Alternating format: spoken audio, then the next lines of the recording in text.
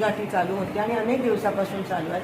गावबंदी आहे त्याचा मी रिस्पेक्ट करते, पण काही लोक आंदोलकांच्या नावाने, ते आंदोलक नाही आहेत आणि का मराठा आंदोलकाला समर्थन आहे, पण भाजपची लोक आंदोलकाचं नाव पुढे घेऊन येत आहेत आणि त्यांनी आता माझ्या गाडीवर आणि माझ्यावर हल्ला करण्याचा प्रयत्न केला. ते BJPचेच होते आणि त्यांनी माझ्या गाडीला फोडण्याचा प्रयत्न केला. मी संयमाने गाडीत बसली, मी काही बोलली नाही, माझी काच वर होती, त्यांना मी ते करू दिलं. मग ते लिमिटच्या बाहेर गेलं आणि मग मी उतरले, त्यांना ओरडली आणि सांगितलं माझ्या गाडीला हात नका लावू. पण ते ऐकण्याच्या मनस्थितीत नव्हते आणि एका महिला आमदाराच्या अंगावर येण्याचा त्या ठिकाणी प्रयत्न केला, माझ्या गाडीची तोडफोड केली.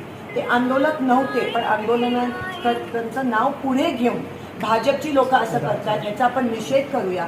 आणि मला असं वाटतं की जरांगे पाटीलजींनी पण नोंद करावी, कारण का भाजप कसा आहे या गोष्टीचा फायदा करून आमच्यावर, महिला काँग्रेसच्या आमदारांवर हल्ला करण्याचा प्रयत्न करतो. ते खरं तर शिवरायांची शिकवण आहे की महिलांच्या बाबतीत आपण जाणतो, कल्याणच्या सुविधांची सुविधा.